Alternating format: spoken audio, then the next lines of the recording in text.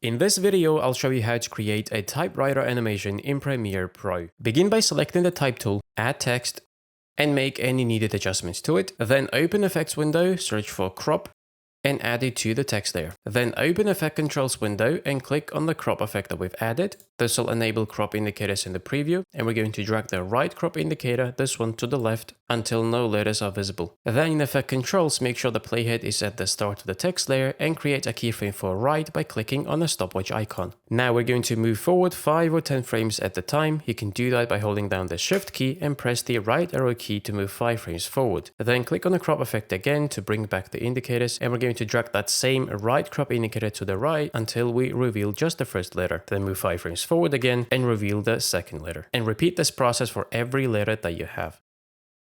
And once you're done, you should have a bunch of keyframes. We're going to drag and select all of them, then right click, select hold, and the typewriter animation is done.